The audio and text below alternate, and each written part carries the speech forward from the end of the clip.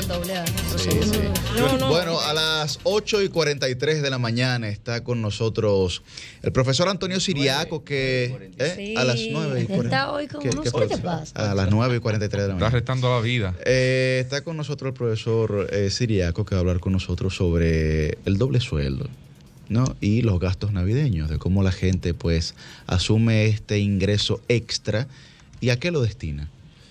Buen día, profesor. Buen día. En primer lugar, quisiera darle las gracias por la invitación.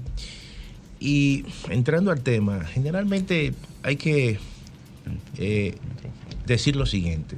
Cada mes de diciembre hay un doble sueldo, son gastos e ingresos extraordinarios que se dan.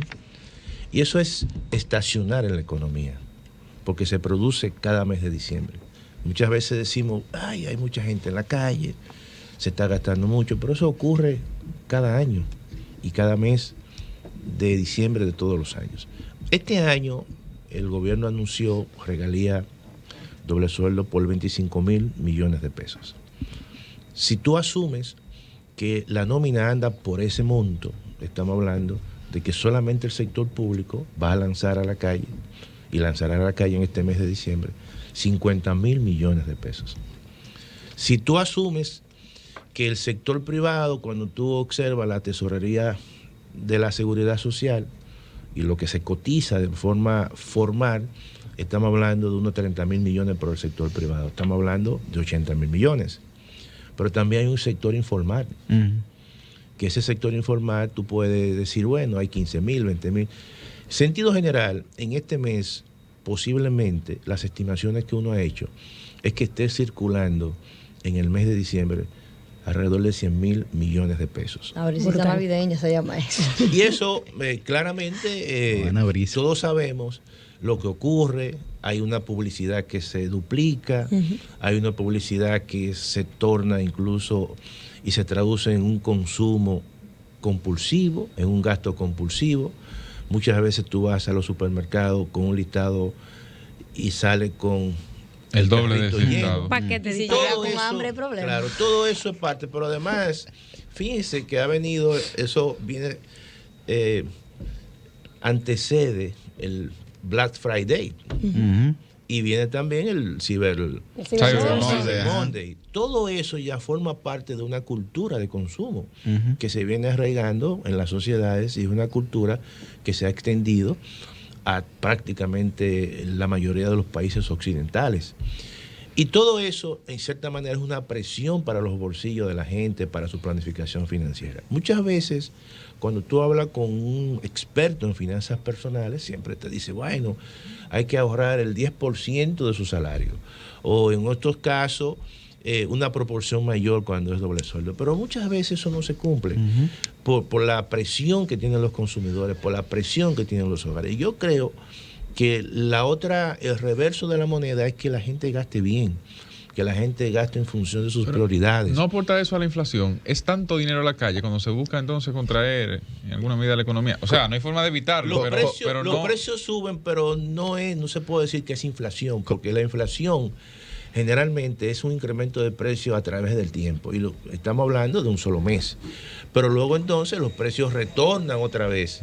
Siempre cuando hay más dinero en circulación, aumenta la demanda y mucha gente se aprovecha de eso. Los precios suben. Pero no es el concepto de inflación como se tiene en los libros, en el sentido de que la inflación es un incremento continuo en los precios. No es lo mismo todo el proceso que se dio a partir de la guerra Rusia-Ucrania, que los precios comenzaron a subir de forma paulatina, de forma constante, a tal punto que el Banco Central y los bancos centrales tuvieron que establecer políticas monetarias restrictivas como una forma de ralentizar el consumo, de encarecer el dinero.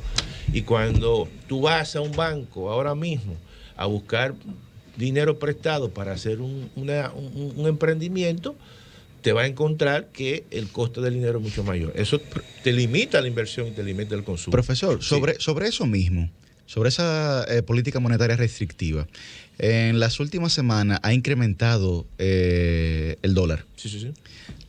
Digamos, el cambio de la divisa. ¿Eso se debe a que hay una mayor cantidad de circulante en la economía dominicana?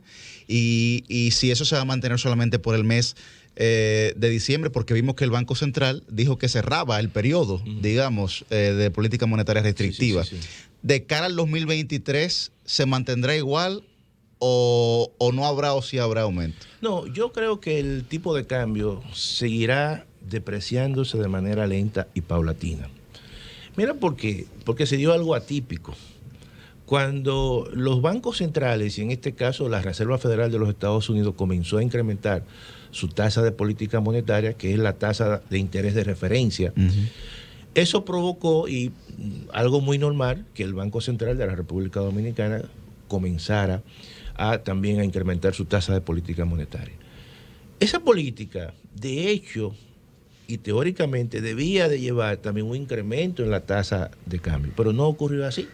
El tipo de cambio en la República Dominicana fue de los pocos países en el mundo que ante una política monetaria, en este caso restrictiva, el tipo de cambio se mantuviera estable hacia la baja. ¿Qué pasaba con eso?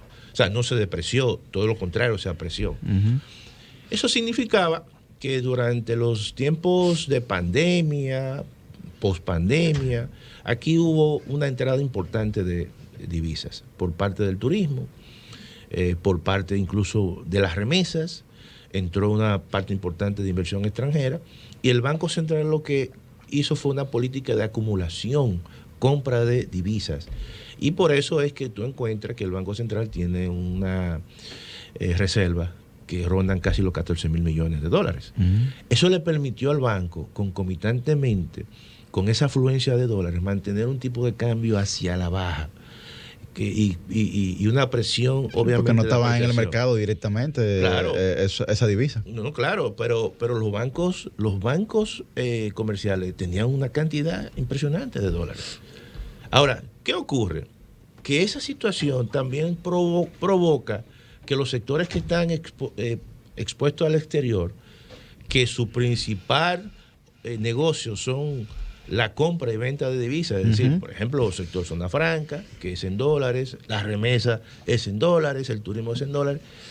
Esa política del Banco Central de apreciación del tipo de cambio no le convenía, porque su rentabilidad en peso era disminuida. Por ejemplo, yo que recibía $100 y lo cambiaba el 60 por 1, ahora lo estoy cambiando el 54 por 1. Menos dinero. Menos dinero. Claro. El sector turismo, que sus ventas son en dólares, cuando cambiaban a pesos, recibía menos pesos.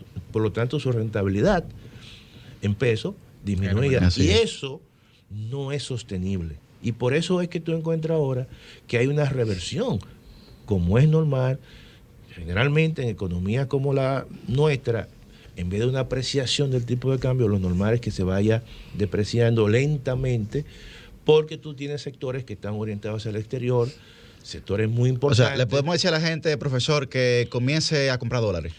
Yo creo que ahí, evidentemente, la gente tiene que en su portafolio, es muy normal, tú tienes tu portafolio de inversiones, tú dices, bueno, yo tengo un componente en peso, si ocurre cualquier situación, pero siempre hay que tener un componente en moneda dura. ¿Qué proporción? Moneda fuerte. ¿Qué proporción? ¿Un 30, 40%? Eso depende de tus gastos, de tus proyectos. Si tú eres empresario, supongamos, y tú tienes un negocio de importación, en tu portafolio tienes que tener un componente en dólares importante. Ahora, si tus compras es para el mercado interno, entonces tú tienes que tener un componente en moneda local, en pesos. Eso va a depender de los tipos de negocios, tu visión que tú tengas. Si tú eres un comprador, supongamos, por internet, tú sabes que tus compras un componente en dólares y por lo tanto tú tienes que tener en tu portafolio una proporción importante de tu riqueza en dólares. Pero la gente, digamos, profesor, un poco más común, más normal, como uno, digamos, que desde muchachos se le inculcaba aquello de ahorra en dólares, ¿no? Y ahorra en dólares, ¿no? Mucha gente sigue haciendo eso, ¿no? Y la gente cuando ve que el dólar aumenta, también hay digamos, hay un pánico colectivo. Claro. ¿No?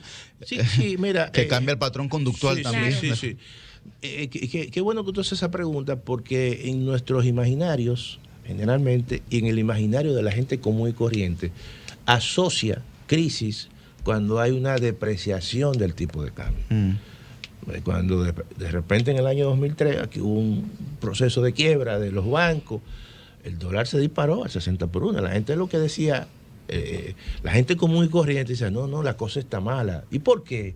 Oye, pero mira cómo está el dólar, está a 60 por 1. Entonces, porque en los imaginarios del de a pie, el dólar juega un papel importante. Entonces, ¿qué ocurre?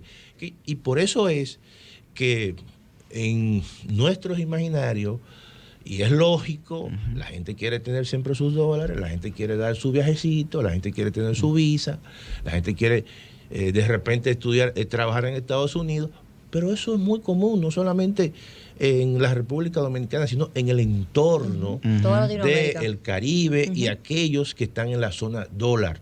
O sea, quizá en Europa es distinto. Claro. Entonces, eso va a ocurrir y la gente tiene siempre que pensar que cuando el tipo de cambio se va devaluando y quizás si se devalúa a una velocidad muy rápida, también eso encarece los costos y todas las compras que tú realizas en el exterior. Y por eso es que uno siempre tiene que tener clase media, si el que de abajo recibe una remesa, tiene que tener su dolarito guardado. Nosotros, de clase clavado media... ahí en verde. No, porque es parte, es parte de la dinámica que se da en la economía. Y además tú estás protegiendo tu riqueza. Claro. Esa es la realidad. Bueno, muchísimas gracias al profesor Siriaco. Se nos quedan muchos temas. Sí, definitivamente. Muchos temas interesantes. Claro. Queremos siempre invitarle de nuevo, profesor, para que hablemos más distendido y extendido. Así es. sobre este tema. Bueno, señores, hasta aquí nuestro programa del día de hoy. Don Cristian, antes de la pregunta le mandan a decir, usted decía de que no se podría ingresar, digamos, con un t-shirt rojo a una funeraria. Le dicen, recuérdele a don Cristian que no se paga para entrar a la funeraria. Salud. Sí, el teatro Entonces, se paga a veces, ¿no? Correcto, exactamente. Bueno, ahí usted sí se paga. Vamos a entrar de nuevo. Dice una cosa, usted admite las condiciones. Efectivamente, Claro. por eso mismo, a eso nos referimos. Se reserva el derecho de admisión. ¿Tiene usted pregunta, don ¿Alguna Cristian? pregunta? ¿Que dónde salían los cuartos para que saliera de prisión la pastora mía? La Con pastora foto y todo, Rosy Guzmán? sonriendo. Cambie fuera. Pero el diezmo.